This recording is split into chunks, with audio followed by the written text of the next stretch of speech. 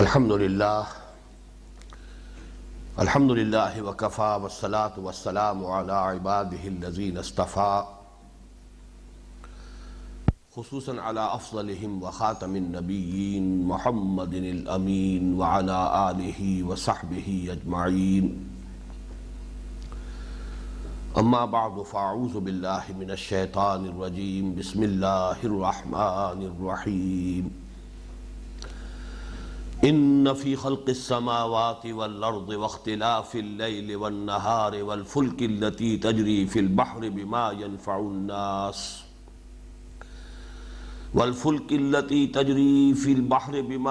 الناس وما انزل اللہ من السماء من ماء فاحیا به الارض بعد موتها وبث فيها من كل دابة وتصريف الرياح والسحاب المسخر بين السماء والأرض لآيات لقوم يعقلون ومن الناس من يتخذ من دون الله أندادا يحبونهم كحب الله والذين آمنوا أشد حبا لله وَلَوْ يَرَى الَّذِينَ ظَلَمُوا إِذْ يَرَوْنَ الْعَذَابَ أَنَّ الْقُوَّةَ لِلَّهِ جَمِيعًا وَأَنَّ اللَّهَ شَدِيدُ الْعَذَابِ إِذْ تَبَرَّأَ الَّذِينَ اتُّبِعُوا مِنَ الَّذِينَ اتَّبَعُوا وَرَأَوُا الْعَذَابَ وَتَقَطَّعَتْ بِهِمُ الْأَسْبَابُ وَقَالَ الَّذِينَ اتَّبَعُوا لَوْ أَنَّ لَنَا كَرَّةً فَنَتَبَرَّأَ مِنْهُمْ كَمَا تَبَرَّؤُوا مِنَّا كذلك يريهم الله أعمالهم حسرات عليهم وما هم بخارجين من النار صدق الله العظيم رب اشرح لي صدري ويسر لي أمري واحلل عقدة من لساني يفقهوا قولي اللهم ربنا ألهمنا رشدنا وأعذنا من شرور أنفسنا اللهم ارنا الحق حقا وارزقنا اتباعه وارنا الباطل باطلا وارزقنا اجتنابه اللهم وفقنا لما تحب وترضى آمین یا رب العالمین۔ سورہ بقرہ کا 20واں رکوع اپنی جگہ پر نہایت اہم ہے اور قرآن حکیم کے یا دوسرے الفاظ میں اسلام کے فلسفے کے ضمن میں نہایت اہم اور بنیادی بحث پر مشتمل ہے۔ اس سے پہلے کہ ہم اس رکوع کا مطالعہ شروع کریں، ایک تو یہ بات نوٹ کر لیجئے کہ پچھلے رکوع کی جو آخری آیت تھی وَإِلَٰهُكُمْ إِلَٰهٌ وَاحِدٌ لَا إِلَٰهَ إِلَّا هُوَ الرَّحْمَٰنُ الرَّحِيمُ، اس کا اس رکوع کی پہلی آیت سے کچھ معنوی ربط قائم ہوتا ہے۔ اسی حوالے سے مولانا امین احسن اصلاحی صاحب نے جب تجزیہ کیا ہے عبارت کا اور حصے کیے ہیں، جتنے حصوں کے اندر پھر انہوں نے اپنی تفسیر لکھی ہے، تو اس میں اس آیت کو اس حصے کے ساتھ شامل کیا ہے۔ ویسے جہاں تک میں نے غور کیا ہے، جیسا کہ میں نے اس سے پہلے بھی بہت مرتبہ عرض کیا ہے کہ رکوعوں کی تقسیم اگرچہ جو قرآن مجید میں ہے وہ اس اعتبار سے بائنڈنگ نہیں ہے، ہمارے لیے واجب التسلیم نہیں ہے، اس لیے کہ وہ حضور کے زمانے کی تقسیم نہیں ہے، صحابہ کے دور کی تقسیم نہیں ہے، یہ زمانہ ما بعد میں تقسیم کی گئی ہے۔ حضور کے زمانے میں قرآن حکیم کی جو تقسیم تھی وہ آیات، پھر سورتیں، اور سورتوں کی وہ ایک گروپنگ جنہیں ہم منزلوں کے نام سے جانتے ہیں۔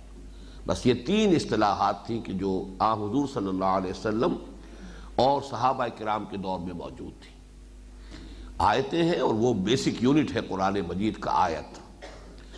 آیات پھر گروپ ہے سورتوں کی شکل میں، بہت چھوٹی صورتیں بھی ہیں 3 آیات پر مشتمل، اور سورہ بقرہ بھی ہے 286 آیات پر مشتمل، گویا کہ لگ بھگ 1 اور 100 کی نسبت موجود ہے ان سورتوں کے حجم کے اندر، بلکہ اصل میں تو اس سے بھی کہیں زیادہ یہ نسبت ہے، اس لیے کہ سورہ بقرہ کی تو بعض آیتیں ایسی ہیں کہ جو پوری سورۃ العصر جو ہے اس کے مقابلے میں 4 گنی یا 5 گنی حجم کے اندر وہ ایک آیت ہے۔ اس حوالے سے وہ ریشو پروپورشن تو بہت زیادہ بڑھ جائے گا۔ لیکن پھر یہ صورتیں جو ہے یہ صرف ان گروپس کی شکل میں کہ تقریباً 4.5 پونے 5 پارے کی ایک منزل ہو جائے تاکہ ہر روز ایک منزل کی تلاوت کی جائے تو ہر ہفتے میں قرآن مجید کی تلاوت کا ایک دور مکمل ہو جائے. بس یہ 3 اصطلاحات دور صحابہ میں ہیں. پاروں کی تقسیم 30 پارے یہ بہت بعد کی بات ہے. اسی طرح بڑی صورتوں کی جو تقسیم ہے رکوعوں کی شکل میں وہ بھی بعد کی بات ہے. تو جو بعد کی چیزیں ہیں ان میں اختلاف کی گنجائش ہے، لیکن اس میں یہ کنٹراسٹ ہے کہ جہاں تک سپاروں یا پاروں کی تقسیم کا تعلق ہے وہ تو خالص آربیٹریری ہے، اس میں کوئی حکمت، کوئی مضامین کا کسی اعتبار سے کوئی لحاظ سرے سے نہیں. البتہ رکوعوں کی تقسیم ایسے نہیں ہے، اس میں معلوم ہوتا ہے بڑی عرق ریزی اور دیدہ ریزی کے ساتھ، بڑی محنت کے ساتھ، بڑے تدبر کے ساتھ رکوعوں کی تقسیم کی گئی. اکثر و بیشتر جگہوں پر اس سے اتفاق ہوتا ہے. شاذ کہیں ایسا ہوا ہے جہاں میں نوٹ کراتا رہا ہوں کہ جہاں میرے خیال میں رکوع اس آیت پر ختم ہونے کے بجائے ایک آیت پہلے یا ایک آیت بعد اس کو ختم ہونا چاہیے تھا، لیکن یہاں جہاں تک میری ذاتی رائے ہے رکوع کی تقسیم بالکل صحیح ہے. انداز جو ہے آخری آیت کا وَإِلَٰهُكُمْ إِلَٰهٌ وَاحِدٌ لَا إِلَٰهَ إِلَّا هُوَ الرَّحْمَٰنُ الرَّحِيمُ، یہ انداز قرآن مجید میں اکثر و بیشتر جب کوئی بحث ختم ہوتی ہے تو اس کے اختتام پر ایک جامع کلمے کے طور پر اس قسم کی آیات آتی ہیں. دوسری بات نوٹ یہ کیجئے کہ یہ حسن اتفاق ہے کہ سورہ بقرہ کا جو جوڑا ہے، جو مثنیٰ ہے قرآن حکیم میں سورہ آل عمران، وہ تو چونکہ ہے ہی کل 20 رکوعوں پر مشتمل، لیکن اس کا بھی جو 20واں رکوع ہے وہ اسی آیت سے شروع ہوتا ہے. اس کے مقابلے میں وہ چھوٹی آیت ہے لیکن مضمون یہی ہے. وہ چونکہ ہمارا منتخب نصاب جو ہے مطالعہ قرآن حکیم کا، اس کا ایک اہم درس ہے کہ جو ان آیات پر مشتمل ہے، تو اکثر و بیشتر حضرات کو تو یاد ہوگی آیت ان فی خلق السماوات والارض واختلاف اللیل والنہار لآیات لأولی الالباب. تو یہ بھی ایک مشابہت جو ہے ان دونوں صورتوں کے مابین جو نسبت زوجیت ہے، جوڑے ہونے کی جو نسبت ہے، اس میں یہ بھی ایک اہم نقطہ ہے کہ 20واں رکوع اس سورہ مبارکہ کا جس مضمون سے شروع ہو رہا ہے، سورہ آل عمران کا بھی 20واں رکوع بالکل اسی مضمون سے شروع ہو رہا ہے.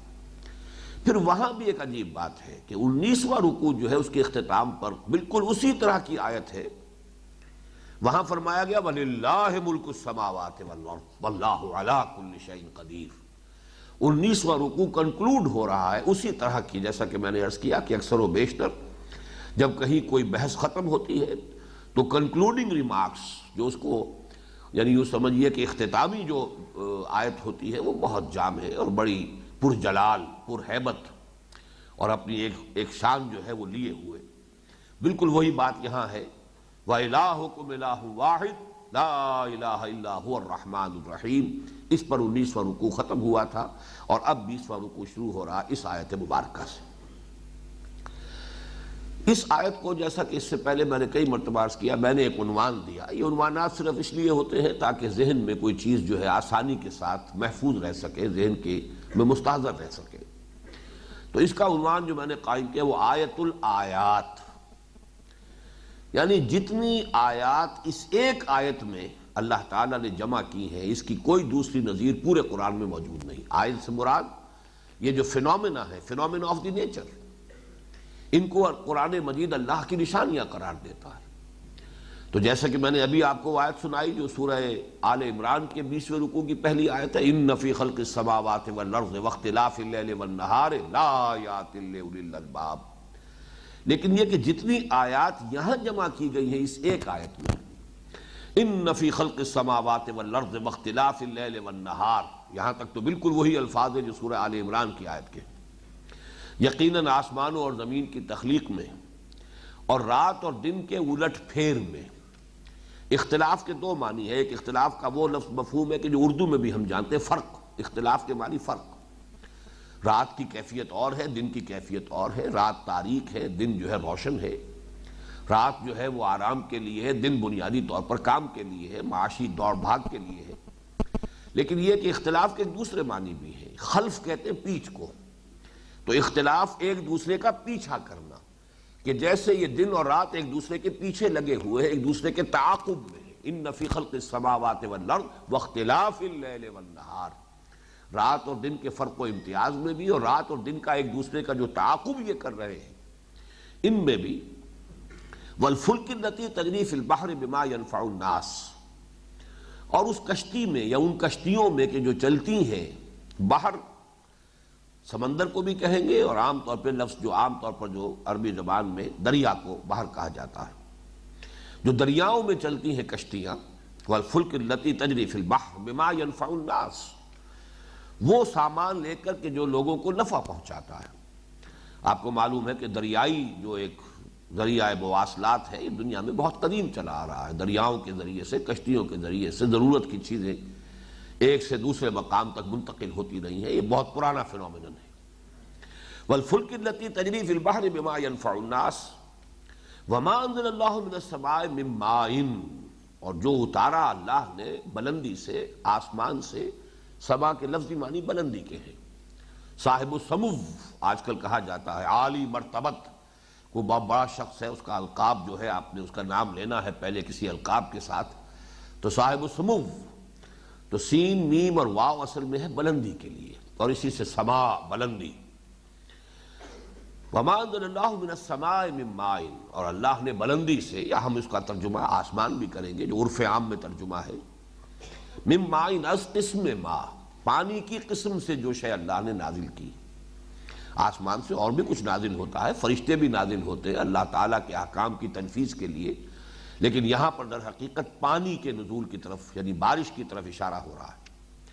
فَأَحْيَا بِهِ الْأَرْضَ بَعْدَ مَوْتِهَا، پھر زندہ کر دیا اس کے ذریعے سے، بہی احیا بہی، اس کے ذریعے سے زندہ کیا زمین کو اس کے مرنے کے بعد، یعنی زمین بے آب و گیاہ تھی، اگر اس میں کوئی روئیدگی نہیں ہے، سبزہ نہیں ہے، تو وہ ننگی زمین تو معلوم ہوتا ہے جیسے مردہ زمین ہے، اور ظاہر بات ہے جہاں سبزہ نہیں ہے وہاں زندگی کے دوسرے آثار بھی نہیں ہوں گے، کیڑے مکوڑے بھی وہی نظر آتے ہیں جہاں کچھ نہ کچھ ہریاول ہو۔ اسی طریقے سے پرندوں کی بھی آپ کو چہچہاٹ وہی سننے میں آئے گی کہ جہاں ہریاول ہے، کوئی پھول ہے، کوئی پھل ہے، کوئی اور چیزیں ہیں۔ تو جہاں زمین جو ہے بے آب و گیا ہے وہاں زندگی کے کوئی آثار سرے سے موجود نہیں ہوتے۔ جیسے کہ وہ جگر کا شعر مجھے یاد آیا کہ رگوں میں بھی کبھی صہبا ہی صہبا رقص کرتی تھی، مگر اب زندگی ہی زندگی ہے موجزن ساقی۔ تو ظاہر بات ہے کہ جب بارش برستی ہے تو پھر ہر طرف زندگی کے آثار ہویدا ہو جاتے ہیں، حرکت نظر آتی ہے۔ بلکہ قرآن مجید نے تو پھر جو سبزہ اپجتا ہے اس کے لیے جو تعبیر کے لیے الفاظ استعمال کیے ہیں، اہتزت و ربت، جب ہم زمین پر بارش نازل فرماتے ہیں تو زمین گویا کہ خود جنبش کرتی ہے، اس میں حرکت سرسراہٹ پیدا ہو جاتی ہے، واہتزت و ربت، اور وہ ابھرتی ہے، اوپر کو اٹھتی ہے۔ زمین کا جو سبزہ اس سے نکل کر اوپر کو اٹھ رہا ہے، گویا کہ زمین، الفاظ تعبیر کے بڑے خوبصورت الفاظ ہیں کہ گویا کہ زمین جو ہے اس کو ابھار حاصل ہو رہا ہے، وہ اوپر کو اٹھ رہی ہے۔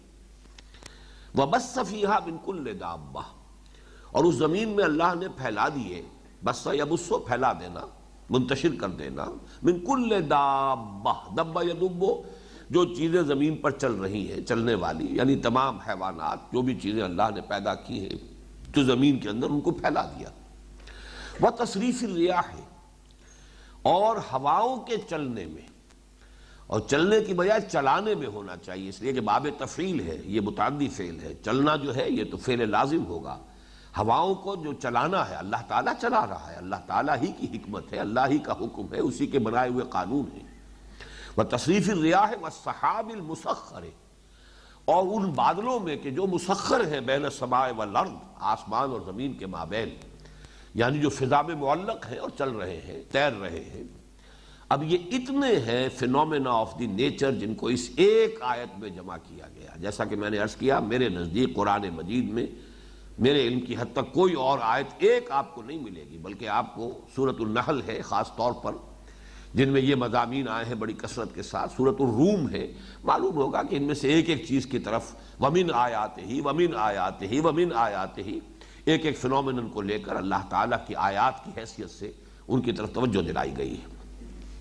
لآیات، لام یہ تاکید کے لیے ہے، یقیناً آیتیں ہیں، نشانیاں ہیں، لقومی یعقلون، ان لوگوں کے لیے کہ جو عقل سے کام لیتے ہیں، جو ہوش اور شعور کے حامل ہیں، ان کے لیے یہ نشانیاں ہیں۔ اب یہ مضمون اصل میں ہمارے منتخب نصاب کے ضمن میں اتنی وضاحت کے ساتھ بیان ہوتا ہے، اور پھر جو میں نے ایمان پر جو 5 لیکچرز دیے تھے، حقیقت ایمان، اس کے ضمن میں بھی یہ مضمون بڑی تفصیل کے ساتھ سامنے آ چکا ہے، لیکن پھر بہرحال چونکہ اب درس میں ہم اس مقام سے گزر رہے ہیں تو پھر نوٹ کر لیجئے۔ قرآن مجید کے فلسفے کا یہ بڑا اہم موضوع ہے کہ اللہ تعالیٰ کی معرفت اور محبت یہ فطرت انسانی میں موجود ہے۔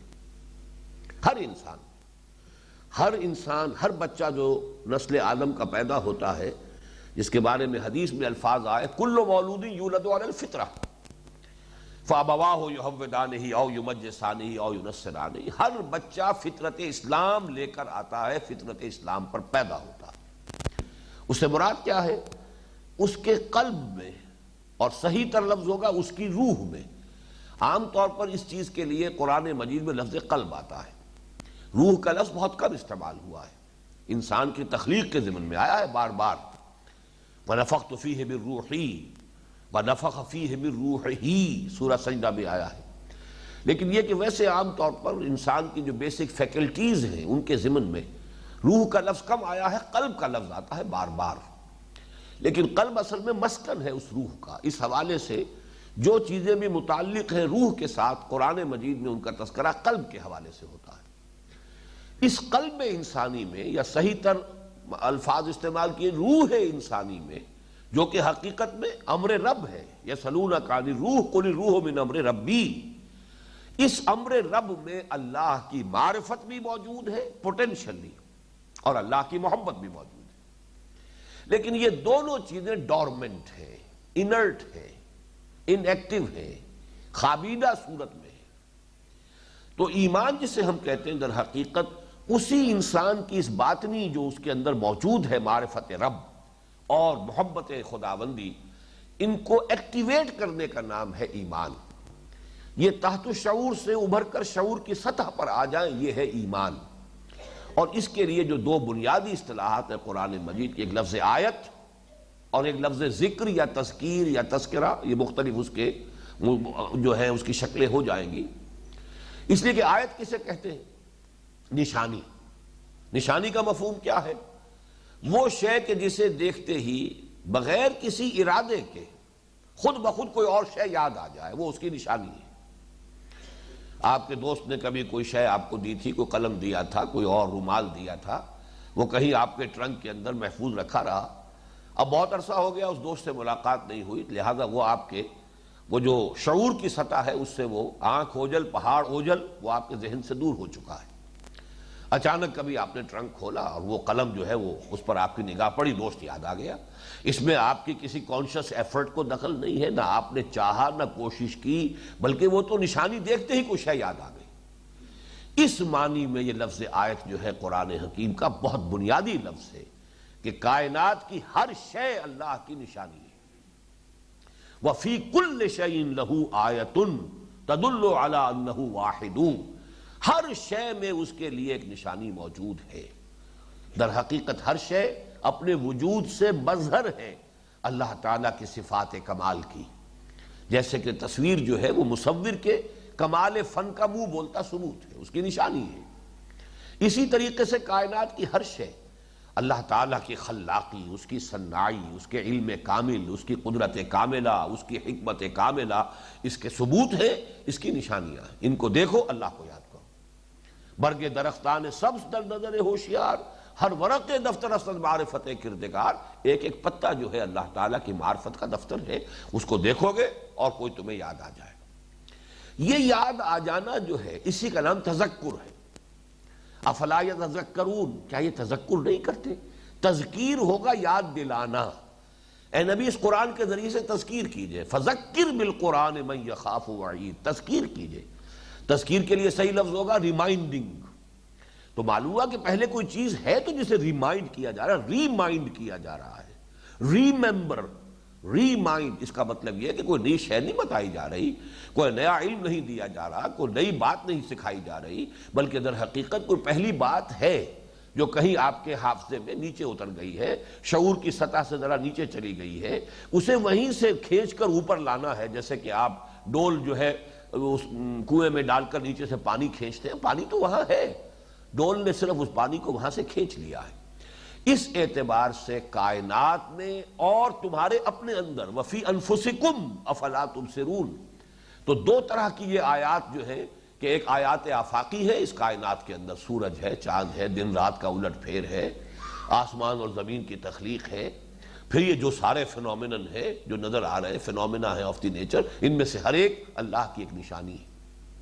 اور اس سے در حقیقت وہ ڈورمنٹ کانشسنس جو ہے اندر وہ ایکٹیویٹ ہوتی ہے، ابھرتی ہے، اندر ہی سے انسان کے اپنے باطن میں سے اوپر ابھر کر اور وہ شعور کی سطح پر آتی ہے۔ یہ ہے تذکر، افلا یتذکرون لعلکم تتذکرون۔ تو گویا کہ آیات آفاقی، آیات انفسی، اور تیسری آیت اس میں شامل کیجئے آیات قرآنی۔ اسی لیے قرآن مجید کی بیسک یونٹ کے لیے اصطلاح آیت ہے، سینٹنس نہیں ہے، ورس نہیں ہے، جملہ نہیں ہے، کچھ نہیں ہے، کوئی لفظ اس کے لیے ہے ہی نہیں۔ بعض تو مرکبات ناقصہ ہیں، والعصر آیت ہو گئی، اور مرکبات ناقصہ تو پھر بھی چلیے مرکب ہے اور وہ کلمہ ہے، لیکن یہ کہ محمل بھی ہم کہہ سکتے ہیں بعض اعتبارات سے کہ وہ چیزیں حروف مقطعات جب اس کے معنی ہمیں نہیں معلوم تو ہمارے لیے تو محمل ہے، اللہ کے علم میں اس کا کوئی مفہوم ہے اور رسول کے علم میں کچھ ہوگا، لیکن یہ کہ حروف مقطعات الف لام میم، اور یہ آیت ہے۔ اس حوالے سے قرآن مجید کی بیسک یونٹ آیت، وہ بھی در حقیقت ان تینوں آیتوں کے ذریعے سے کہ اصل میں تو آیات یہ ہیں جو کائنات میں موجود ہیں، ان فی خلق السماوات والارض واختلاف اللیل والنہار والفلک التی تجری فی البحر بما ينفع الناس وما انزل اللہ من السماء من ماء فاحیا به الارض بعد موتها وبث فیہا من کل دابۃ وتصریف الریاح والسحاب المسخر بین السماء والارض لآیات لقوم یعقلون۔ اصل آیات یہ ہے، لیکن چونکہ ذہول ہو جاتا ہے، انسان کسی شے کو مسلسل دیکھتا رہے تو پھر اس کی طرف توجہ نہیں ہوتی، دیکھتا ہوا گزر جاتا ہے، رجسٹر نہیں ہوتی وہ شے آپ کے ذہن میں کہ میں نے کوئی شے دیکھی ہے، اس لیے کہ اس کو روز دیکھتے چلے آ رہے ہیں۔ وہ تو کوئی نئی شے ہوگی تب آپ کی توجہ ادھر منعطف ہوگی۔ آیات قرآنیہ کا صرف یہ کام ہے کہ آیات آفاقی کی طرف آپ کو متوجہ کر دیتی۔ افلا ينظرون الى الابل كيف خلقت والى السماء كيف رفعت والى الجبال كيف نصبت والى الارض كيف سطحت فذكر انما انت مذكر لست عليهم بمسيطر۔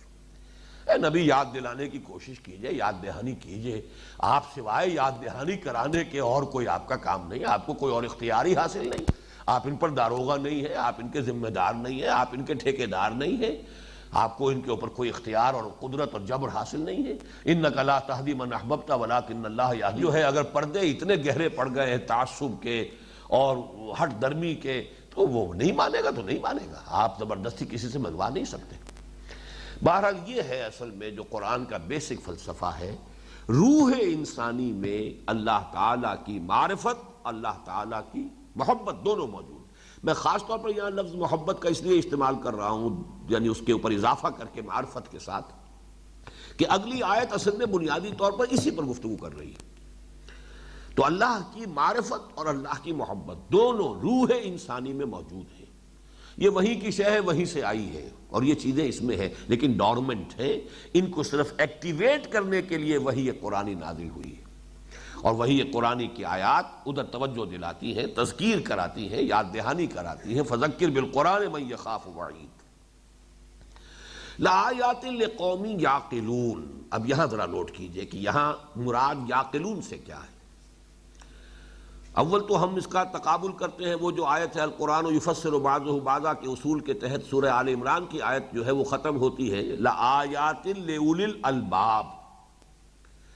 اولی الالباب کا ترجمہ بھی ہم کر دیتے ہیں، جب صرف یہ کہ ترجمانی مقصود ہے، اس کی گہرائی میں جانا اس وقت جو ہے وہ ہر اپنی جگہ پر ہر درس کا ایک سکوپ ہے، کہاں آپ کو کون سی چیز زیادہ وضاحت سے بیان کرنی ہے، اصل موضوع کیا ہے۔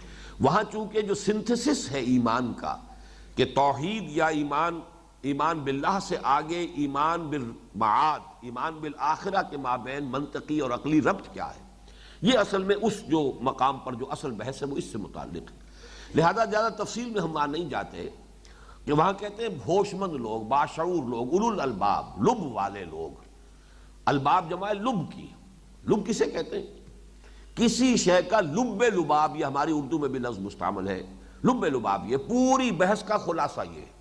بہت لمبی بحث ہوئی ہے، بہت لمبی گفتگو ہوئی ہے، لب لباب یہ انسان کا لب کیا ہے؟ انسان جیسا کہ اب ہم اچھی طریقے سے پڑھ چکے ہیں، اب یہ مضامین بار بار سامنے آ چکے ہیں، انسان کی اصل حقیقت کیا ہے؟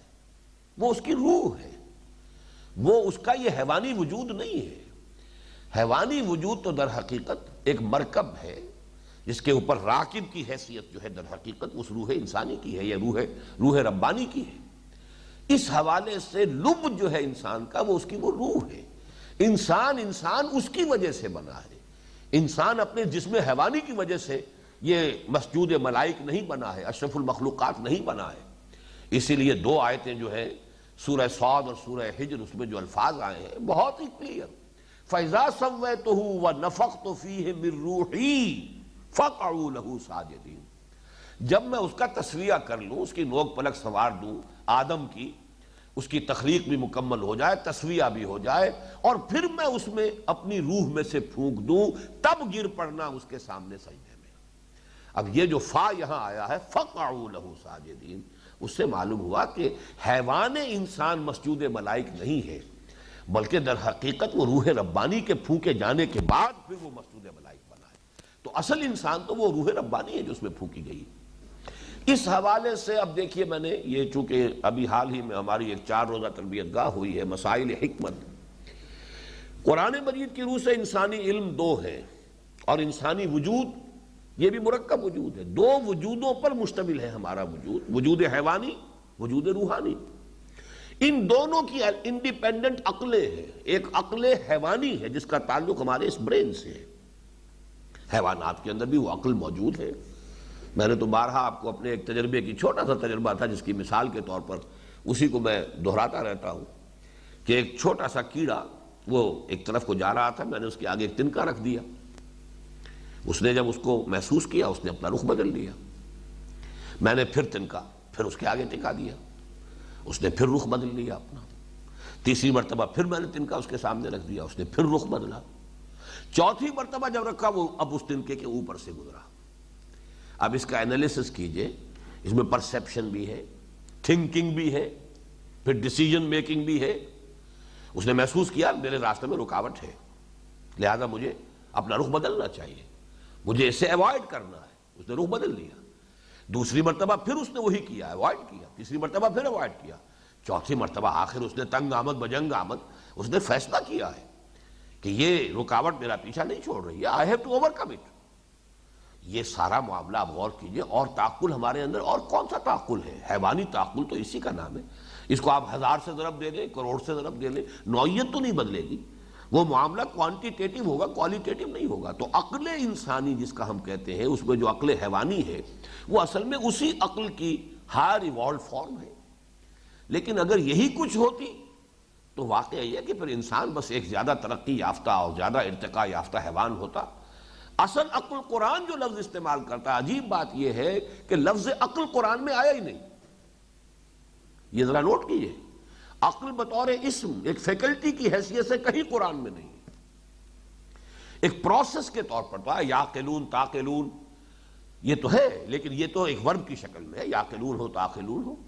عقل کو ایک فیکلٹی کی حیثیت سے، یا جسے آپ لطائف کہیں ایک لطیفے کی حیثیت سے بیان نہیں کیا گیا۔ اور یہ کہ قرآن مجید میں صراحت کے ساتھ جس عقل کا، جس پروسیس، ریشنلائزیشن کہہ لیں، تعقل کہہ لیں، انفر کرنے کا معاملہ ہے، اس کو قلب سے وابستہ کیا گیا۔ لہم قلوب لا یعقلون بہا لا یفقہون بہا لا یعقلون بہا فتکون لہم قلوب یعقلون بہا، یہ سورہ حج کے اندر آیا۔ تو قلب کے ساتھ ایک تعقل ہے، ایک تعقل وہ ہے جسے ہم جانتے ہیں، وہ حیوانی تعقل ہے، وہ کتے میں بھی ہے، اس نے بھی دیکھا ہے گاڑی آ رہی ہے اور وہ ایوائڈ کرتا ہے، راستہ بدل دیتا ہے، بلی میں بھی ہے، ہر جانور کے اندر، ہر حیوان کے اندر وہ موجود ہے، وہ اپنی پریزرویشن آف دی سیلف کے لیے، وہ اپنے تحفظ کے لیے وہ اپنے اس عقل کو بروئے کار لاتا ہے، ہر حیوان لاتا ہے۔ لیکن اصل جو انسانی عقل ہے وہ اس قلب کے ساتھ وابستہ ہے۔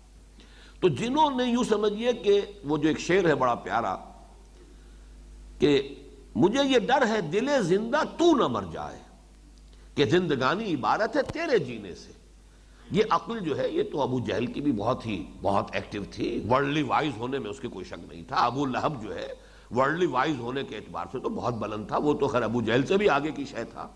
دنیا میں کامیابی کے جتنے بھی گر ہوتے ہیں اور جتنے ہتھ کنڈے ہیں ان سب میں بڑا ماہر تھا۔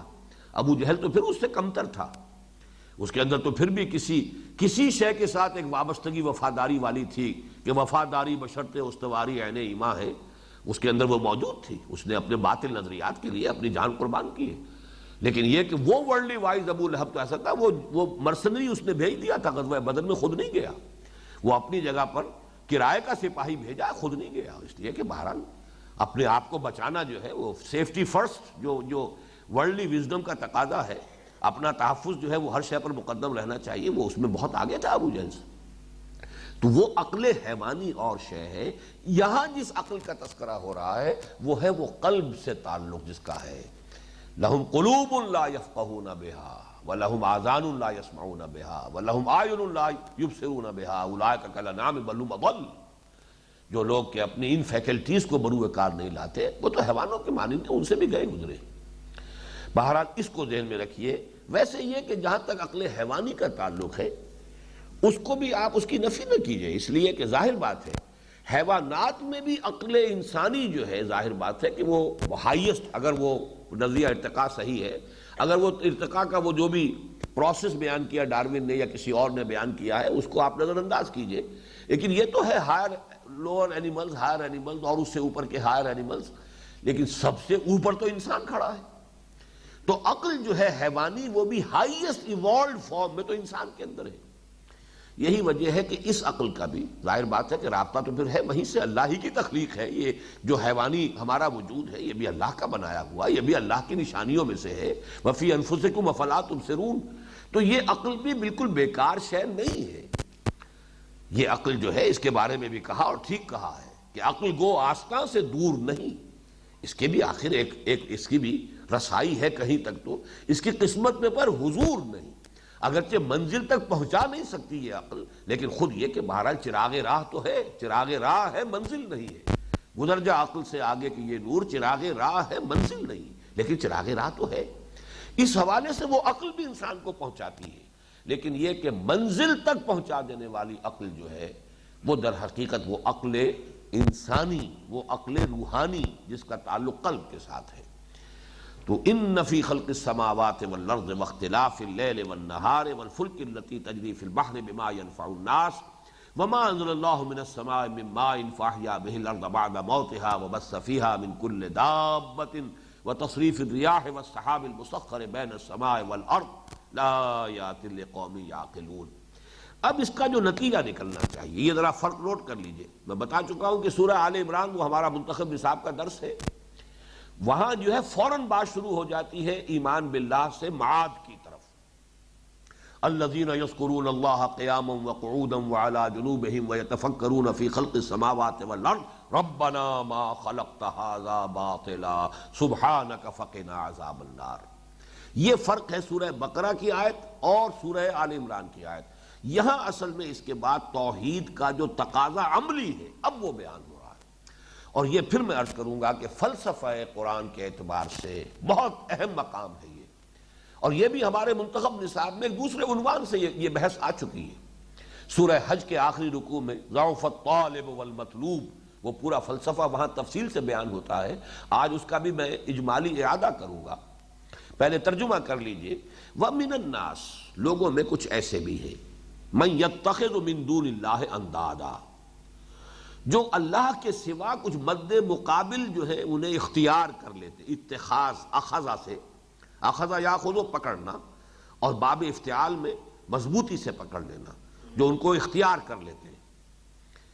اندادن مد مقابل، یہ لفظ آیا ہے سورہ بقرہ کے 30 رکوع میں بھی، نوٹ کر لیجئے گا، اور وہ دو آیتیں جو ہیں وہ ان دو آیتوں کے ساتھ ان کی بڑی گہری مناسبت ہے۔ یا ایھا الناس اعبدوا ربکم الذی خلقکم والذین من قبلکم لعلکم تتقون الذی جعل لکم الارض فراشا والسماء بناء وانزل من السماء ماء فاخرج به من الثمرات رزقا لکم فلا تجعلوا للہ اندادا وانتم تعلمون۔ اللہ کے مد مقابل نہ کوئی بنا لو۔ وہ مد مقابل بنانے کا مطلب کیا وہ وہاں بیان نہیں ہوا جو یہاں ہو رہا ہے۔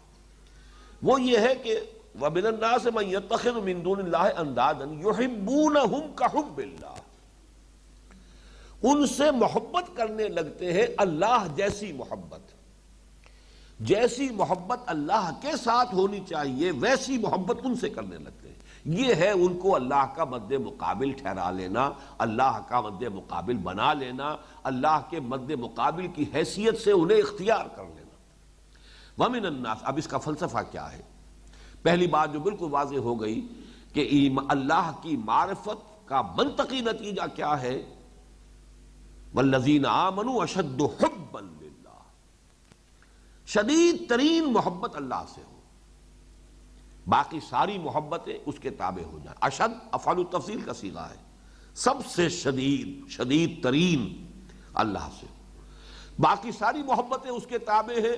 تو یہ ہے توحید عملی، لا محبوب الا اللہ، لا مقصود الا اللہ، لا مطلوب الا اللہ۔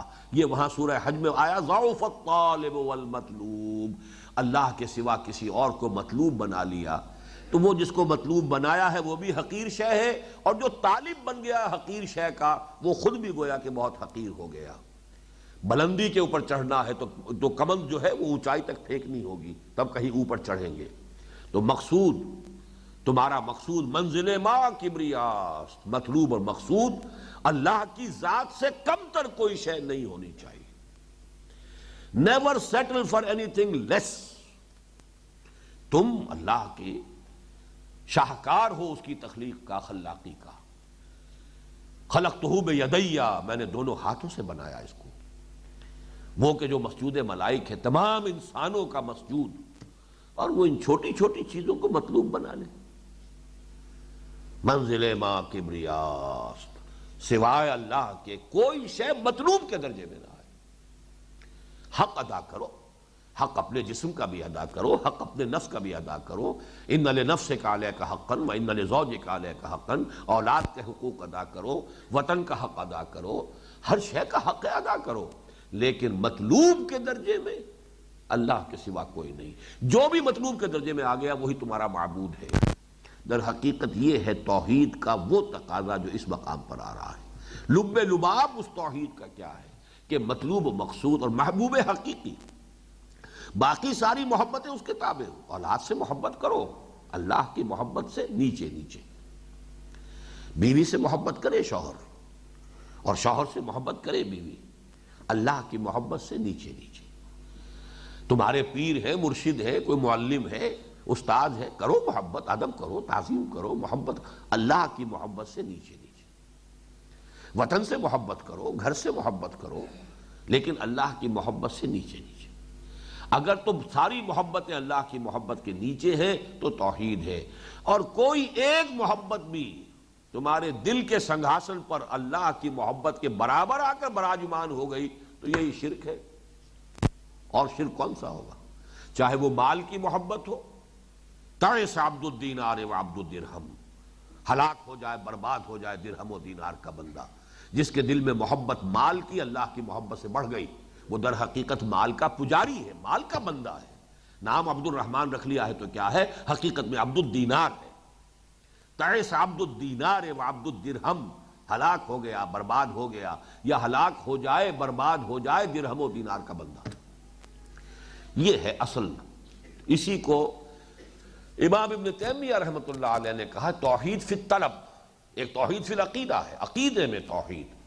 اللہ جیسا کوئی نہیں ہے، اللہ کی صفات میں کوئی اس کا ہمسر نہیں، کوئی اس کا ضد نہیں، کوئی ند نہیں، کوئی مثل نہیں، مثال نہیں، مثیل نہیں، آپ اس کی ذات میں، صفات میں، یہ توحید فی العقیدہ ہے۔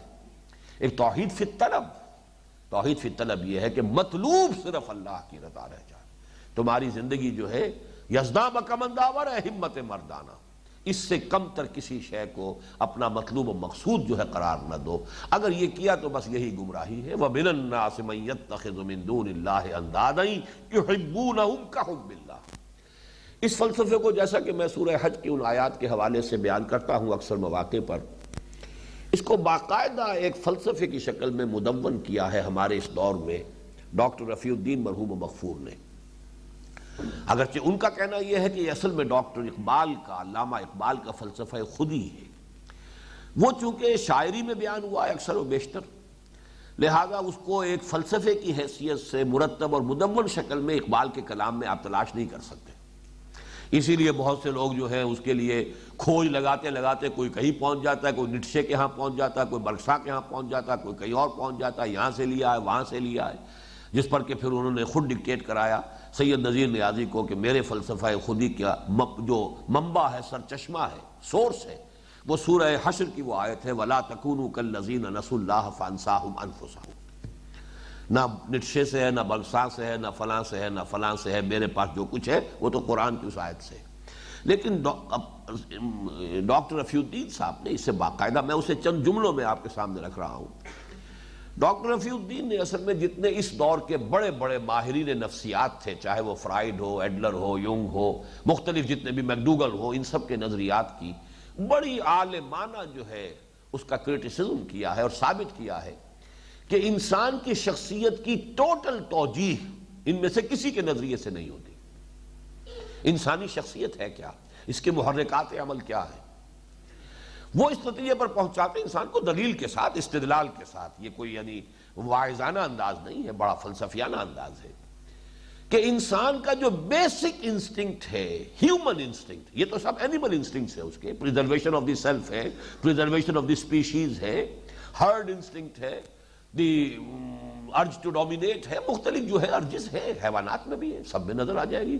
ہاتھیوں کو آپ دیکھیں گے وہ گلوں کی شکل میں ہوتے ہیں، غول کے غول، ہرڈ انسٹنکٹ ان میں بھی ہے۔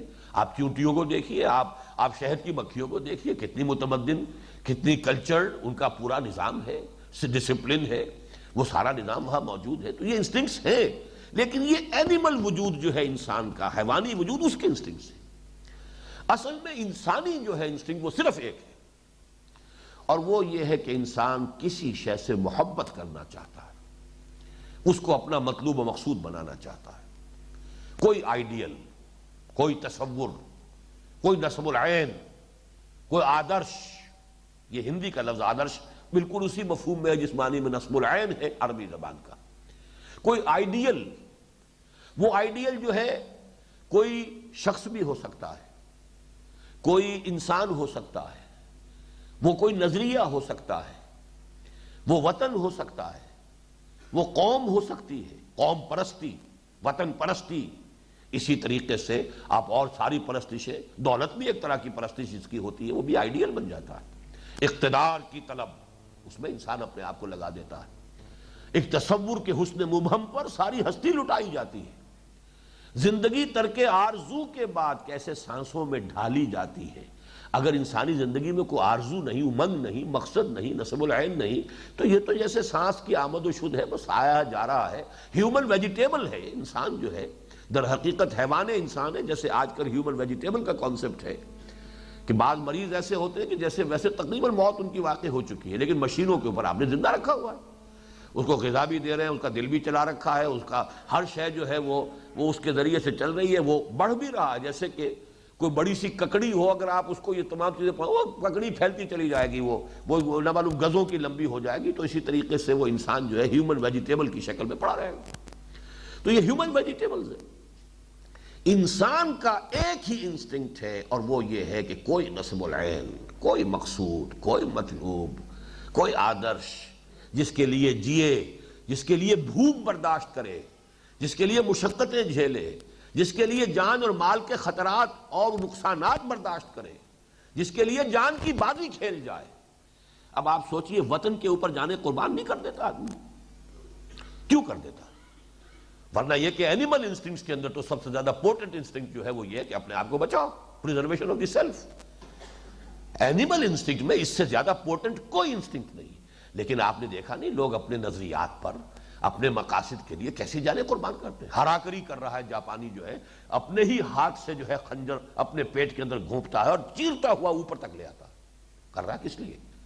وہ ایمپرر ہے اس کا، وہ اس کا دیوتا ہے، اس کا حکم ہے، اس کی اپنی سرزمین ہے، اس کا وطن ہے۔ یہ جو دوسری جنگ عظیم کے اندر سننے میں آیا کہ وہ تو ایسے بوم بنائے گئے تھے کہ جس کو لے کر سٹیئر کرتا تھا آدمی اسی میں بیٹھا ہوا ہے، سٹیئر کر کے لے جا رہا ہے تاکہ وہ بم ضائع نہ ہو۔ 100 بم آپ نے گرائے تو وہ ایک جو ہے وہ کہیں کسی جا کر ٹارگٹ پر لگا، تو سمندری جہازوں کی چمنیوں میں لے کر اس بم کو اترے ہیں لوگ، خود بھی اس کے اندر، وہ چمنی کے اندر جب گئے، جب اندر جا کر پھٹے گا وہ وہاں تو اس کا کیا حال ہوگا؟ اس کا تو کوئی ایک چیتھڑا بھی نہیں ملے گا کہ کہاں تھا وہ انسان، جا رہا ہے کر رہا کس لیے؟ نظریہ ہے۔ کمیونزم ایک تصور تھا نا، ایک آئیڈیل تھا، اس تصور کے لیے کتنی کچھ جانیں لوگوں نے دی، آزادی کے لیے، وطن کے لیے، قوم کے لیے، کسی بھی مقصد کے لیے۔ یا یہ کہ فرض کیجئے وہ شیریں کے لیے فرہاد نے جو کچھ کیا، آخر کیا کہ نہیں کیا؟ کوئی آئیڈیل تھا، کوئی مقصود تھا، وہ آخر وہ کہاں سے جو ہے پہاڑوں میں سے نہر کھود کر لے آیا۔ تو یہ ہے ان کا تجزیہ کہ انسان میں یہ بیسک انسٹنکٹ ہے کہ وہ کسی کو اپنا مطلوب، مقصود، آئیڈیل، آدرش، نصب العین بنا کر اس کے لیے بھاگ دوڑ، محنت، مشقت، جاگنا، مشقت جھیلنا، جانی اور مالی نقصانات برداشت کرنا، یہ ہے اصل ہیومن انسٹنکٹ۔ تیسری بات انہوں نے یہ کہی، یہ اصل میں تھا اللہ کی محبت کے لیے، اصل ہے یہ روح کا جذبہ، وہ لوٹنا چاہتی ہے اپنے اصل منبع کی طرف، وہ منبع ہے اللہ کی ذات۔ کہاں سے آئی یہ روح؟ یہ تو وہی سے صادر ہوئی ہے، اس کے اندر طلب جو ہے یہ اصل ہے روح کی طلب، اللہ کو پوجنے، اللہ سے محبت کرنے، اللہ کی طرف رجوع کرنے کی۔ لیکن جب ذہن انسانی وہاں تک نہیں پہنچ پاتا تو جیسے آپ کو معلوم ہے کہ ایک شخص نہایت بھوکا ہے تو بھوک کی شدت میں وہ بہت ہی گندا کھانا بھی کھا لے گا، اگر اتنی بھوک نہیں ہے تو وہ شاید اس کھانے کی طرف نگاہ اٹھا کے نہ دیکھے۔ ہم نے یہ جو بھی 1947 میں جو سفر طے کیا ہے، وہ چنے ہم نے کھائے ہیں کہ جن میں کیڑے جو ہے نظر آتے تھے چلتے ہوئے، ان کو ابال کر کھایا، اس لیے کہ بھوک کی شدت ہے، اب کوئی شے جو ہے وہ اور ہے نہیں۔ وہی چنے جو ہے وہ کیمپوں میں تقسیم ہوئے، وہ اس وقت نعمت غیر مترقبہ نظر آتی تھی۔ جوہڑوں میں سے جا کر پانی لیا جس کا تصور نہیں کر سکتے کہ یہ پانی پیا جا سکتا ہے، کہ ساتھ ہی وہ حیوانات کھڑے ہوئے، ہمارے ہی بیل وہ گڈوں کے، اور وہ پیشاب کر رہے ہیں، اور بالکل جسے چھپڑ کہتے ہیں آپ، چھپڑ اس کا پانی ہے وہ پی رہے ہیں۔ کیا کریں؟ اس لیے کہ اندر سے ارج ہے، پیاس ہے، آدمی پیتا ہے۔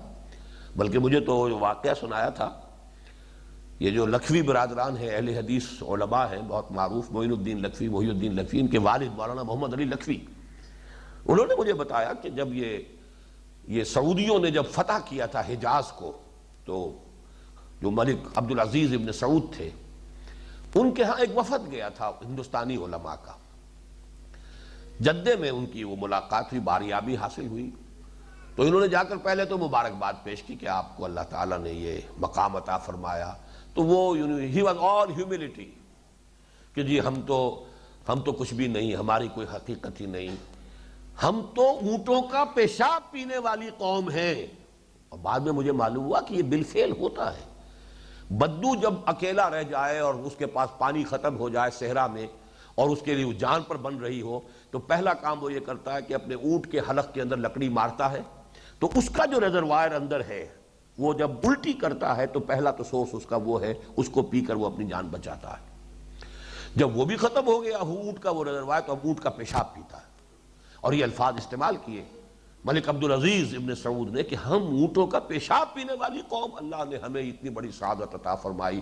آج حرمین جیسے کہ یہ شاہ فہد اپنے ساتھ جو ہے انہوں نے وہ القاب جو ہے خادم الحرمین الشریفین، تو یہ حرمین کی ہمیں اللہ تعالیٰ نے جو ہے خدمت کا موقع دیا۔ اس کے بعد انہوں نے کہا کہ پھر ہم نے کہا ڈرتے ڈرتے کہ حضور ہم اس لیے حاضر ہوئے کہ آپ ان دونوں شہروں کو اوپن سٹیز قرار دے دیں تمام امت مسلمہ کے لیے۔ فوراً وہ ہیوملٹی ختم ہوئی، اور پھر جو جلال آیا، فوراً ان کا ہاتھ اپنے تلوار کے دستے پر گیا اور اس کو کھینچ کر کیا کہا؟ یہ ہم نے اپنے خون سے اس سرزمین کو فتح کیا ہے۔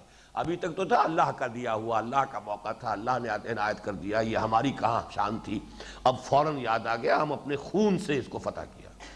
بہرحال وہ اونٹوں کا پیشاب پینے والا، اس لیے کہ یہ جو انسان کے اندر طلب اتنی شدید ہے، بھوک لگی ہو تو کیا نہیں کھائے گا؟ جب قرآن خود کہتا سور بھی کھا کے جان بچا سکتے ہو، مردار کھا کے جان بچا سکتے ہو، تو یہ بات ہے کہ جب انسان کی اس ارج کو، جو اس کا اصل جو ہدف ہے، اگر وہاں تک یہ نہیں پہنچتی تو پھر کسی اور شے کو، وہ وطن ہی کو خدا بنا کر پوجے گا انسان، کوئی تصوری ہوگا، کوئی آئیڈیائی ہوگا، کوئی آئیڈیل ہوگا۔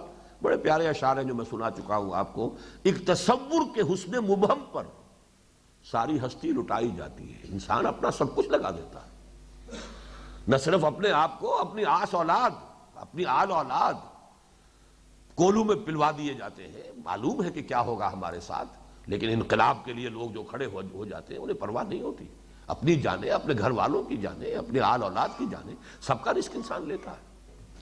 تو ایک تصور کے حسن مبہم پر ساری ہستی لٹائی جاتی ہے۔ زندگی ترک آرزو کے بعد اگر یہی نہ رہا انسانی زندگی میں تو کیسے سانسوں میں ڈھالی جاتی ہے، پھر تو یہ ایک حیوان کی سی زندگی ہے۔ لہم قلوب لا یفقہون بہا ولہم اعین لا یبصرون بہا ولہم آذان لا یسمعون بہا اولئک کالانعام بل ھم اضل۔ تو یہ ہے اصل میں کہ اصل ہدف یہ تھا کہ اللہ سے محبت کرو، اللہ کے لیے ایثار کرو، اللہ کے لیے قربانیاں دو، اللہ کے لیے ایذائیں برداشت کرو، جو وہ سورہ آل عمران کا جو ہمارا درس ہے اسی آیت کے آخر میں آتا ہے فالذین ہاجروا واخرجوا من دیارہم واوذوا فی سبیلی وقاتلوا وقتلوا لأکفرن عنہم سیئاتہم ولأدخلنہم جنات تجری من تحتہا الانہار۔ تو آدمی لگاتا تو ہے اپنے آپ کو کسی نہ کسی شے پر، وہی الفاظ میں پھر کہہ رہا ہوں کہ don't settle for anything less, بہت بڑی قیمت ملتی ہو، اللہ ملتا ہو آپ کو، تو آپ اللہ کو چھوڑ کر کسی حقیر سی شے کو اپنا مطلوب و مقصود بنا لیں، اللہ کو اپنا مقصود و مطلوب بناؤ۔ اب یہاں پر دیکھیے اس میں ایک انداز ہے بڑا حسرت آمیز تھا، وَمِنَ النَّاسِ مَن يَتَّخِذُ مِن دُونِ اللَّهِ أَندَادًا يُحِبُّونَهُمْ كَحُبِّ اللَّهِ۔ لوگوں میں کچھ ایسے بھی ہیں، ایسے پست ذہنیت لوگ، ان کے طبائع کی پستی کو ذرا تصور کرو کہ وہ اللہ کو چھوڑ کر کچھ اور چیزوں کو مد مقابل محبوب، اپنا آئیڈیل، اپنا مطلوب، اپنا مقصود بنا لیتے ہیں۔ یحبونہم کحب اللہ، اور ان کو چاہنے لگتے ہیں، ان سے محبت کرنے لگتے ہیں جیسی کہ اللہ سے محبت کرنی چاہیے۔ والذین آمنوا اشد حبا للہ۔ اب یہ ایمان کا وہ تقاضا ہے کہ جو یہ سمجھیے کہ لب لباب ایمان حقیقی کون سا ہے اس آیت کی روح سے، کہ جس میں محبوب ترین ہستی اللہ ہو گئی ہو۔ اگر تو یہ ہے تب تو ایمان ہے حقیقتاً۔ ہر شخص جو ہے وہ اپنے آپ کو اس پر تول لے۔ اسی کی ایک شرح سمجھ لیجئے، وہ شرح جو ہے وہ سورہ توبہ کی آیت نمبر 24 ہے۔ وہاں یہ کہ جو علامہ اقبال نے دو مصروں میں بات کہی، یہ مال و دولت دنیا، یہ رشتہ و پیوند، بتان وہم و گما لا الہ الا اللہ، قل ان کان آباؤکم وابناؤکم واخوانکم وازواجکم وعشیرتکم واموال اقترفتموها وتجارۃ تخشون کسادها ومساکن ترضونها احب الیکم من اللہ ورسولہ وجہاد فی سبیلہ فتربصوا حتی یاتی اللہ بامرہ واللہ لا یہدی القوم الفاسقین۔ یہ گویا کہ اسی کا منفی پہلو ہوا، اسی کا کانورس ہے، جیسے تھیورمز ہوتی ہیں، وہ تھیورم جو ہے اس کا کانورس یہ ہے والذین آمنوا اشد حبا للہ۔ اے نبی ان سے کہہ دیجئے اگر تمہیں اپنے باپ اور اپنے بیٹے اور اپنے بھائی اور اپنی بیویاں اور اپنے رشتہ دار اور اپنے وہ مال جو بڑی محنت سے کمائے ہیں، کھتے بھرے ہیں، جمع کیے ہیں، اور اپنے وہ کاروبار جو بڑی محنت سے جمائے ہیں، ان کی کساد کا خوف رہتا ہے تمہیں، اور اپنے وہ محل جو بڑے چاؤ سے اور بڑے ارمانوں سے تعمیر کیے ہیں، جو بڑے محبوب ہیں، جہاں نہ معلوم کہاں کہاں سے ڈیکوریشن پیسز لا کر انہیں سجایا ہے، کہاں کہاں کا فرنیچر وہاں جو ہے رکھا ہے۔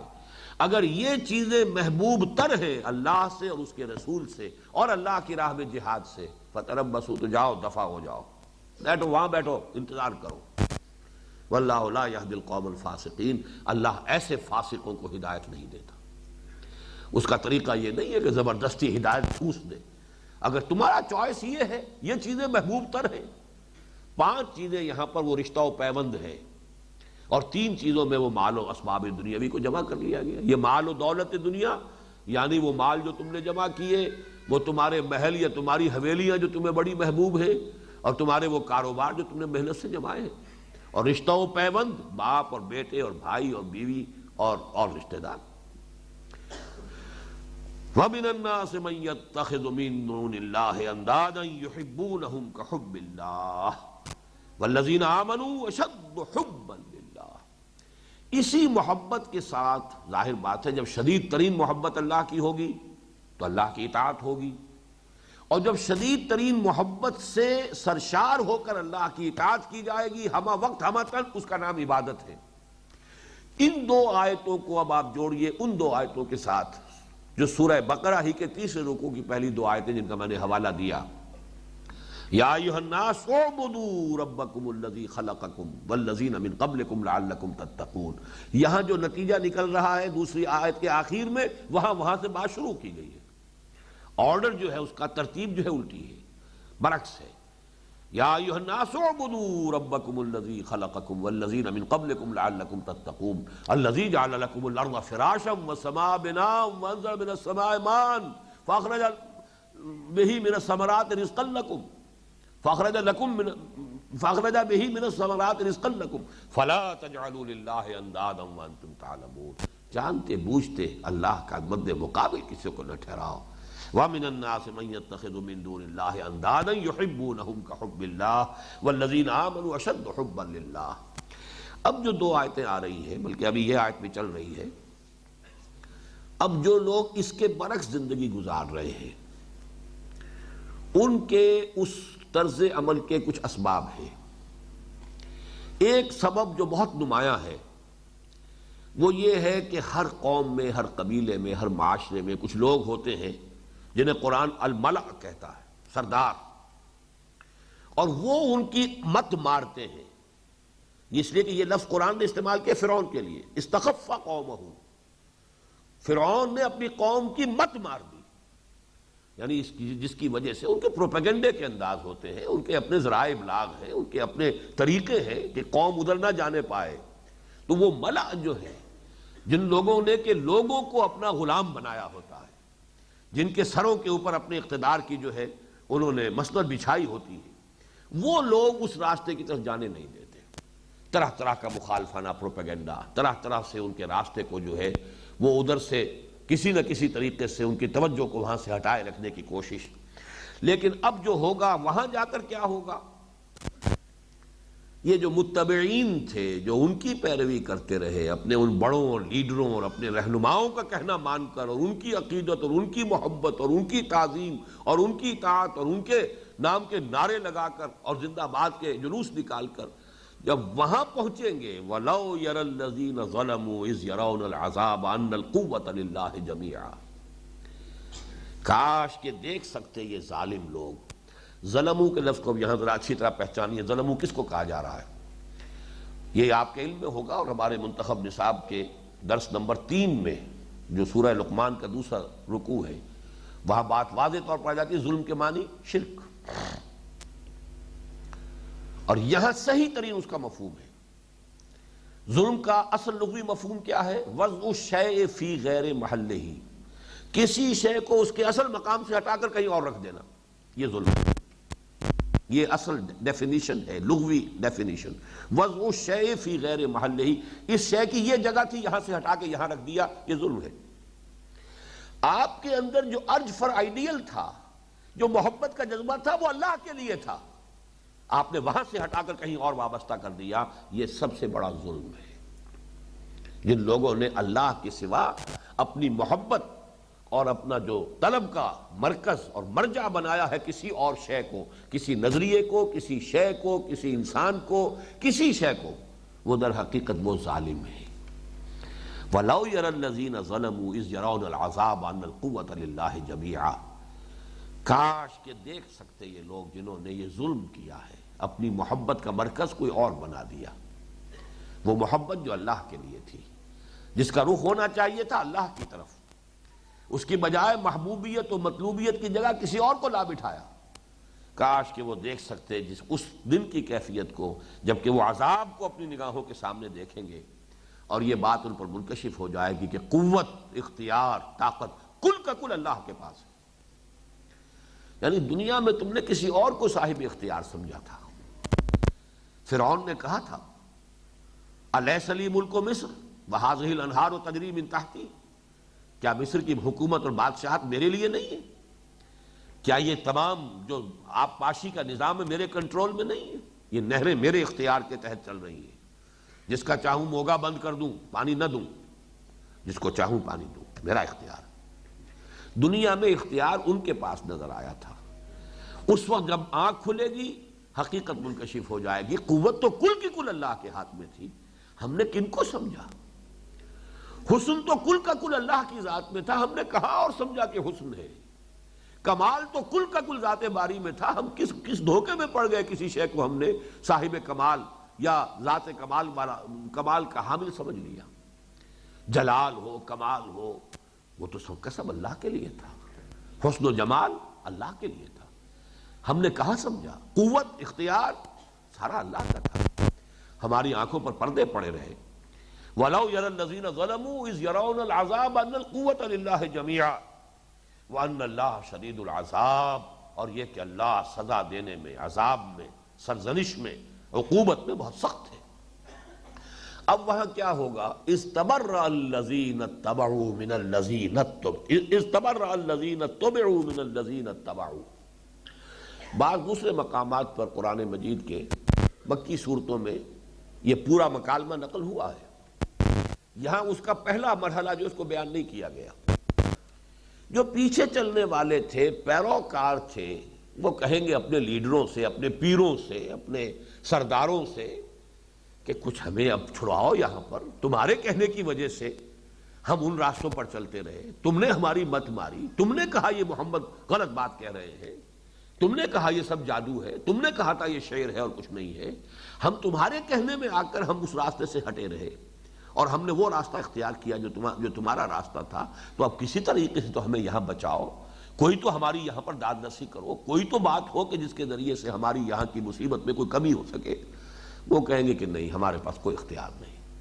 استبرأ الذین اتبعوا، جن کی پیروی کی گئی تھی وہ برات کریں گے، ہمارا تم پر کوئی زور نہیں تھا، ہم خود بھی تھے، ہم خود بھی گمراہی میں تھے، اسی طریقے سے ہم نے تمہیں بھی گمراہ کیا، لیکن زور ہمارا نہیں تھا۔ وہ تو ابلیس بھی یہ کہے گا، سورہ ابراہیم کے اندر صاف اس کے الفاظ آئے کہ میں نے تمہیں صرف دعوت دی، دعوتکم فاستجبتم لی، میں نے میرا کوئی اختیار نہیں تھا، کوئی جبر نہیں تھا، میں نے تمہیں ایک دعوت دی، ایک راستے کی طرف بلایا، تم نے قبول کیا۔ فلا تلومونی ولوموا انفسکم، اب مجھے ملامت مت کرو، اپنے آپ کو ملامت کرو، it was your own choice. تمہارے سامنے محمد بھی کھڑے ہوئے تھے، تمہیں دعوت دے رہے تھے، ایک دعوت میری بھی تھی، تم نے مجھے چوز کیا، اٹس یور فالٹ۔ فلا تلومونی ولوموا انفسکم، مجھے ملامت مت کرو، اپنے آپ کو ملامت کرو۔ وہی بات یہاں، وہ برات کریں گے۔ تبرع، یہ تبرع جو لفظ ہمارے ہاں عام طور پر تبرع استعمال ہوتا ہے، اہل تشیع کرتے ہیں کچھ صحابہ کرام سے، تبرع اصل میں لازم نہیں ہوتا کہ گالی دی جائے تبرع میں، یہ برات ہے۔ برات سے تبرع باب تفاعل ہے، اپنے آپ کو بری کہنا، میرے اوپر کوئی ذمہ داری نہیں ہے، میں فلاں سے بری ہوں، یعنی میرا ان کے ساتھ کوئی رشتہ نہیں، کوئی تعلق نہیں، یا فلاں الزام سے بری ہوں۔ یہ بری در حقیقت اسی سے فعیل کے وزن پر بری ان، کسی شے سے بری ہونا، اس سے بالکل لا تعلق ہونا، اس سے پاک ہونا، تو یہ تبرع جو ہے باب تفاعل، اعلان برات کرنا۔ وہ اعلان برات کریں گے، ہم نہیں جانتے تم ہمارے پیچھے چلتے تھے، ہمارا تم سے کوئی تعلق نہیں۔ استبرأ الذین اتبعوا من الذین اتبعوا، وہ جو پیروکار تھے، پیچھے چلنے والے تھے، ان سے وہ تبرع کریں گے، اعلان لا تعلقی کریں گے، اپنے آپ کو بری قرار دیں گے، ان کی ذمہ داری قبول کرنے سے انکاری ہوں گے۔ وَرَأَوُا الْعَذَابَ وَتَقَطَّعَتْ بِهِمُ الْأَسْبَابُ، اور پھر وہ دیکھیں گے عذاب کو، نگاہوں کے سامنے ہے، اور ان کے مابین سارے تعلقات ٹوٹ جائیں گے۔ اسباب، سبب، ذرائع کو بھی کہتے ہیں، اسباب و ذرائع، ہمارے ہاں یہ لفظ مستعمل ہے، دونوں کو ساتھ لے کر آتے ہیں۔ ان کے مابین سارے رشتے ختم ہو جائیں گے۔ دنیا میں بڑی محبتیں تھیں، دنیا میں بڑے ایک دوسرے کے لاڈ تھے، چونچلے تھے، قرآن مجید نے تو آخری بات کر دی ہے دو جگہ پر کہ ہر انسان اس روز چاہے گا کہ میرے ماں باپ کو جہنم میں جھونک دو، میری اولاد کو جھونک دو، شوہر بیوی کے لیے کہے گا، بیوی شوہر کے لیے جھونکو اسے، وَمَنْ فِي الْأَرْضِ جَمِيعًا، سب کو جھونک دو، مجھے کسی طریقے سے بچا دیا جائے، جس کو آپ عرف عام میں نفسی کہتے ہیں۔ یوم یفر المرء من اخیہ وامہ وابیہ وصاحبتہ وبنیہ لکل امرئ منہم یومئذ شأن یغنیہ، ہر ایک کو اپنی پڑی ہوگی، کوئی باپ اور ماں اور بیٹا اور بیٹی اور بیوی یا شوہر، کوئی کسی کا خیال نہیں ہوگا۔ ومن فی الارض جمیعا ثم ینجیہ، تمام زمین والوں کو جھونک دیا جائے، مجھے بچا لیا جائے۔ یہ نفسی نفسی جو اس وقت ہونی ہے، کاش کہ یہاں انسان سوچے کہ علیکم انفسکم، اپنی فکر کرو. کوئی لیڈر تمہیں نہیں بچا سکے گا، کوئی جسے آج رہنما سمجھے ہوئے ہو، کوئی وہ رہنما تمہاری طرف سے وہاں ذمہ دار نہیں ہوگا، جواب دہی کرنے والا نہیں ہوگا. Everyone has to face his own accountability himself. کلہم آتی ہے یوم القیامت فردا، ایک فرد کی حیثیت سے کھڑے ہو. تقطعت بہم الاسباب، سارے رشتے منقطع ہو جائیں. ایک جگہ پر تو آیا الاخلاء بعضهم یومئذ لبعض عدو الا المتقین یا متقون. یہ تمام جو دوستیاں ہیں دنیا میں بڑی گہری دوستیاں ہیں اور بڑے محبتیں ہیں، سب ایک دوسرے کے دشمن ہوں گے وہاں. یہ دشمنیوں میں تبدیل ہو جائیں گی، ہاں سوائے متقیوں کے. ان کے درمیان اگر دنیا میں رشتہ محبت ہے وہاں بھی برقرار رہے گا. وقال الذین اتبعوا، اب وہ کہیں گے اس حسرت کے ساتھ وہ لوگ کہ جنہوں نے پیروی کی تھی، جو پیچھے چلے تھے، جو ان کے کہنے میں آ گئے تھے. فاستخف قومہ، اس نے اپنی قوم کی مت مار دی، قوم کو ایسا ورغلایا، ایسا بہکایا، ایسے سبزباغ دکھائے، موسیٰ کے بارے میں ایسا مخالفانہ پروپیگنڈا کیا کہ قوم کی مت ماری گئی. سب کچھ دیکھا، اور سب کچھ دیکھنے کے باوجود 9 معجزے حضرت موسیٰ علیہ السلام کے آل فرعون کو دکھائے گئے. 9 آیات بینات، 9 معجزے. لیکن جب مت ماری جاتی کچھ نظر نہیں آتا. لہذا اب وہاں وہ کہیں گے وقال الذین اتبعوا لو ان لنا کرۃ فنتبرأ منهم كما تبرؤوا منا، اگر کسی طرح لوٹنا نصیب ہو جائے. لو ان لنا کرۃ، کرہ یہ وہی لفظ ہے جس سے اردو کا تکرار بنا ہے. تکرار میں بھی بات آپ نے کی، دوسرے نے لوٹائی، پھر آپ نے، جیسے ٹینس میں گیند جو ہے اس کورٹ میں پھر اس کورٹ میں، تو یہ تکرار ہے. لو ان لنا کرۃ، اگر ہمارا لوٹنا ہو جائے، کاش کہ کسی طرح دنیا میں ایک دفعہ دوبارہ جانا نصیب ہو جائے، دوبارہ لوٹ کر دنیا میں جانے کی کوئی صورت پیدا ہو جائے. فَنَتَبَرَّأَ مِنْهُمْ كَمَا تَبَرَّؤُوا مِنَّا، تو پھر ہم اپنے لیڈروں سے، پیشواؤں سے اسی طریقے سے برات کریں گے جیسے یہ آج ہم سے برات کر رہے ہیں. جس طرح دور ہو کر کھڑے ہو گئے کہ ہمارے اوپر کوئی ذمہ داری نہیں، وہ سارے ہمارے جو بھی جس طرح سے ورغلا کر اور جس طریقے سے دھوکے دے کر ہمیں اپنے پیچھے چلاتے رہے، آج ایسے ہو کر کھڑے ہو گئے جیسے کوئی تعلق نہیں. تو ہم بھی پھر ان کا وہ ساتھ چھوڑ کر پھر ان کے جھنڈے ہم نہیں اٹھائیں گے، پھر ان کے پیچھے ہم جو ہے وہ نہیں لگیں گے، ان کی پیروی نہیں کریں گے. لو ان لنا کرۃ فنتبرأ منهم كما تبرؤوا منا. یہاں پہ ایک بات اور نوٹ کر لیجئے، قرآن مجید میں سورہ عنکبوت چونکہ ہمارے اس منتخب نصاب میں شامل ہے، اس میں ایک مضمون اور آتا ہے. چونکہ یہ مناسبت ہے لہذا یہاں پر میں چاہتا ہوں کہ اسے بھی آپ ذہن میں تازہ کر لیں. ایک تو وہ لوگ ہیں کہ جو وہ متبع اور متبع، ایک وہ لوگ ہیں جن کی پیروی کی جاتی ہے، ایک وہ کہ جو پیروی کرتے ہیں. ان کا تو سارے درمیان تعلق جو ہے وہ یہاں پر آ گیا. دنیا میں ان کی پیروی کی، ان کا کہنا مانا، ان کے پیچھے چلے، ان کے ورغلانے میں آئے، اور آخرت میں پھر جو ہے وہ اس حسرت کے ساتھ دوچار ہوں گے. ایک ہے دنیا میں ایک دوسرے کا ایک جو سوشل کانٹیکٹ ہوتا ہے، سوشل ریلیشنز ہوتے ہیں، اس کی وجہ سے بھی آدمی حق کو پہچاننے کے باوجود اس سے رکا رہتا ہے. یہ سورہ عنکبوت میں بات آئی ہے مودۃ بینکم فی الحیات الدنیا. یہ در حقیقت دنیا کی زندگی میں تمہاری آپس کی مودت اور محبت اور رشتہ داریاں اور تعلقات، کہیں کوئی بزنس ریلیشنز ہے، کہیں کوئی اور اس طرح کے تعلقات ہو گئے، کہیں رشتہ داریاں ہو گئی ہیں، حقیقت منکشف ہو گئی کہ یہ راستہ غلط ہے، ہم غلط راستے پر جا رہے ہیں. لیکن چھوڑے تو کیسے چھوڑیں؟ دوستیاں اسی حلقے میں ہیں، رشتہ داریاں اسی حلقے میں ہیں، کاروباری معاملات اب اسی حلقے میں ہیں، اسی کے ساتھ وابستہ ہے ہماری یہ دلچسپیاں.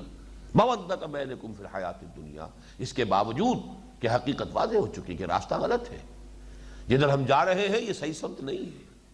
لیکن یہ کہ محض یہ شے مودۃ بینکم فی الحیات الدنیا، اس کی وجہ سے اس بالکل غلط بات پر انسان کھڑا رہتا ہے، اڑا رہتا ہے، اس سے چمٹا رہتا ہے. تو اس کو بھی یہاں شامل کر لیجیے. اس کی بھی حسرت ہوگی آخرت میں، جیسے کہ یہاں تذکرہ ہو رہا ہے کذالک یریہم اللہ اعمالہم حسرات علیہم. اسی طرح اللہ تعالیٰ انہیں دکھا دے گا قیامت کے دن ان کے اعمال کو حسرت کی شکل دے کر، کاش کہ میں نے اس کا کہنا نہ مانا ہوتا، کاش کہ میں اس کی پیروی نہ کرتا، کاش کہ میں اس کے دھوکے میں نہ آتا، کاش کہ میں نے اپنی منزل اپنی آنکھوں سے دیکھی ہوتی۔ افمن یمشی مکبا علی وجہہ اہدی امن یمشی سویا علی صراط مستقیم، سیدھے کھڑے ہو کر اپنی منزل کو معین کر کے انسان خود اپنا راستہ چل رہا، سیدھا کھڑا ہوا، جس کے سامنے کوئی منزل ہے، ہدف ہے، معین ہے، کسی اور کی پیروی نہیں۔ تو یہ حسرت، کذالک یریہم اللہ اعمالہم حسرات علیہ، بہرحال بھاگ توڑ تو دنیا میں کی ہے، کسی نہ کسی کو جو ند بنا لیا تھا اللہ کے مقابلے میں، جس کو پوج رہے تھے، اس کے لیے بھی تو محنتیں کی ہیں، اس کے لیے بھی تو مشقتیں کی ہیں۔ ایک تصور کے حسن مبہم پر بھی تو ساری ہستی لٹائی تھی، راتوں کو جاگے تھے، اپنی ہر طرح کی مشقتیں اور مصیبتیں جھیلی تھی، چاہے ان کے جھنڈے اٹھانے میں، ان کے نعرے لگانے میں، ان کے اقتدار کا سنگھاسن جو ہے اپنے کندھوں پر اٹھایا تھا۔ یہ ساری پھر انسان کو قیامت کے دن یہ تمام چیزیں ایک انتہائی حسرت کی صورت میں سامنے آئیں گی۔ کذالک یریہم اللہ اعمالہم حسرات علیہم وما ہم بخارجین من النار، اور نہیں ہوں گے پھر وہ نکلنے والے آگ سے، پھر تو خلود ہے، پھر ہمیشہ اسی کے اندر رہنا ہے، وہاں سے نکلنے کی کوئی صورت نہیں ہے۔ اس لیے کہ وہ دنیا میں لوٹ کے آنے کا مسئلہ نہیں ہے، یہ دنیا ایک ہی دفعہ ہے، یہ زندگی ایک ہی بار ملی ہے، یہ امتحان کا وقفہ صرف ایک ہی مرتبہ ہمیں عطا ہوا ہے، اس کی اس قدر و قیمت کو پہچاننا، جیسے کہ حضور نے فرمایا صلی اللہ علیہ وسلم، الدنیا مزرعۃ الآخرہ، یہ دنیا جو ہے یہ کھیتی ہے آخرت کی، یہاں بو گے وہاں کاٹو گے، یہاں کانٹے بوئے ہیں وہاں کانٹے ہی کاٹنے پڑیں گے، وہی تمہاری فصل ہوگی۔ اور یہاں اگر الا الذین آمنوا وعملوا الصالحات وتواصوا بالحق وتواصوا بالصبر، اگر اس راستے پر چلے ہو تو اللہ تعالیٰ اس کے حساب سے وہاں تمہارے لیے روح و ریحان و جنت نعیم اس کا معاملہ پیدا کر دے گا۔ یہ رکوع جیسا کہ میں نے عرض کیا اس سورہ مبارکہ کے بڑے اہم مقامات میں سے ہے، اور آپ دیکھیں گے عجیب بات یہ ہے کہ اس سورہ مبارکہ کا آخری رکوع کل 3 آیات، اس میں بھی طویل ترین دعا آئی ہے، لا یکلف اللہ نفسا الا وسعها لها ما کسبت وعلیہا ما اکتسبت ربنا لا تؤاخذنا ان نسینا واخطانا الی آخر الآیہ۔ اسی طرح ایک اور رکوع، وہ بھی 4 آیتوں پر مشتمل ہے، جس میں آیت الکرسی آئی ہے، بہت عظیم آیت، جس کے بارے میں فرمایا گیا کہ وہ تمام آیات قرآنیہ کی سردار ہے۔